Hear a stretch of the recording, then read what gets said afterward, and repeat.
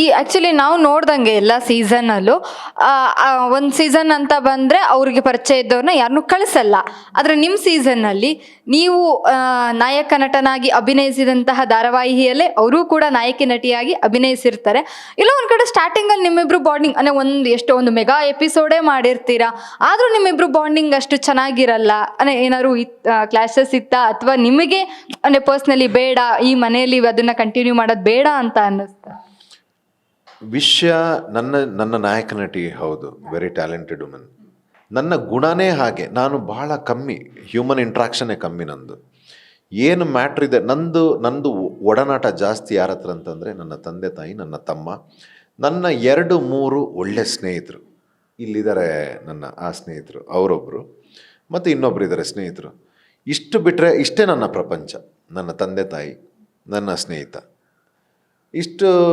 ಇದನ್ನು ಹೊರತುಪಡಿಸಿ ಯಾರೇ ಆಗಲಿ ಯಾವುದೇ ಕ್ಷೇತ್ರದಲ್ಲಿ ನಂದು ಕೆಲಸ ಆಯಿತಾ, ಕೆಲಸ ಮುಗಿಸ್ಕೋತೀನಿ, ಬರ್ತಾ ಇರ್ತೀನಿ. ಸೊ ಸೆಟ್ಟಲ್ಲಿ ಇದ್ದಿದ್ದು ಹಾಗೆ, ಪಾತ್ರ ಬರುತ್ತೆ, ನಾವು 4 ವರ್ಷ ಒಟ್ಟಿಗೆ ಕೆಲಸ ಮಾಡಿದ್ದೀನಿ, ಅವ್ರು ಬರ್ತಾರೆ, ಹಾಯ್ ಸೀನು ಇದು ಓಕೆ, ಸೀನಿಗೆ ಬೇಕಾಗಿದ್ದೆ ನಾವು ಮಾತಾಡ್ತಿದ್ವಿ, ಬಂದು ನನ್ನ ರೂಮಲ್ಲಿ ನಾನು ಫೋನ್ ಇಟ್ಕೊಂಡು ನಾನು ಕೂಡ್ತಾಯಿದ್ದೆ, ಇಲ್ಲದೆ ಮಲಗ್ತಿದ್ದೆ. ನಂದು ಇಲ್ದಿದ್ರು ನೇಚರ್ ಹೀಗೇನೆ. ನನ್ನ ಫ್ಯಾಮ್ಲಿಲೂ ಅಷ್ಟೇ, ರಿಲೇಟಿವ್ಸ್, ನನ್ನ ಕಸಿನ್ಸ್, ನಂದು ಒಡನಾಟನೇ ಇಲ್ಲ ಅವ್ರದ್ದು ಯಾರ ಜೊತೆನೂ. ಸಿಕ್ಕಿದಾಗ ಹಲೋ. ನಾನು ತುಂಬ ಪ್ರೈವೇಟ್ ಪರ್ಸನ್. ನನ್ನ ಮೀ ಟೈಮ್ ಅಂತ ಹೇಳ್ತಾರಲ್ಲ, ತುಂಬ ಎಂಜಾಯ್ ಮಾಡೋದು ನಾನು. ಆಮೇಲೆ ಹೋಗ್ತಾ ಹೋಗ್ತಾ ನಿಮ್ಮಿಬ್ಬರ ನಡುವೆ ಅದೊಂದು ಬಾಂಡಿಂಗ್ ಶುರು ಆಗುತ್ತೆ, ನಾವು ನೋಡಿರೋ ಮಟ್ಟಿಗೆ. ಹೋಗ್ತಾ ಒಂದು ಸ್ವಲ್ಪ ದಿನ ಆದಮೇಲೆ ಅಂದರೆ ಅದೊಂದು ಸೆಂಟಿಮೆಂಟ್ ನೋಡಿ.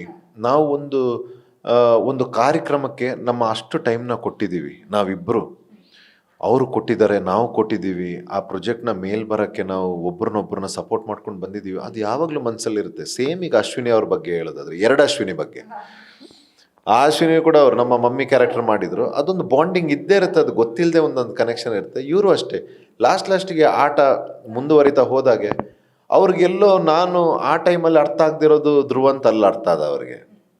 ನನಗೆ ಬಹುಶಃ ನಾನು ಅಲ್ಲಿ ನೋಡ್ದಿರೋ ಅಶ್ವಿನಿನ ಇಲ್ಲೆಲ್ಲ ನೋಡಿದೆ. ಆಮೇಲೆ ಅವ್ರಿಗೆ ನಾವು ಹತ್ರ ಆಗ ಮಾತಾಡ್ತಿದ್ವಿ, ಓ ಈ ಸೈಡ್ ನೋಡಿರಲಿಲ್ಲ. ಬಿಗ್ ಬಾಸ್ ಅನ್ನೋದೇ ಹಾಗೆ, ಅಲ್ಲಿ ನೋಡ್ದಿರೋ ಆ್ಯಂಗಲ್ನ ಅದು ತಂದುಬಿಡುತ್ತೆ. ಅದು ಇಟ್ಸ್ ಬ್ಯೂಟಿಫುಲ್. ಅದು ನಾವು ಯಾವಾಗ ಹೊರಗಡೆ ಒಂದರದ್ದು ವ್ಯಾಲ್ಯೂ ಗೊತ್ತಿರಲ್ಲ, ಅದರದ್ದು ವ್ಯಾಲ್ಯೂ ಬಿಗ್ ಬಾಸ್ ಮನೆ ಕಳಿಸುತ್ತೆ.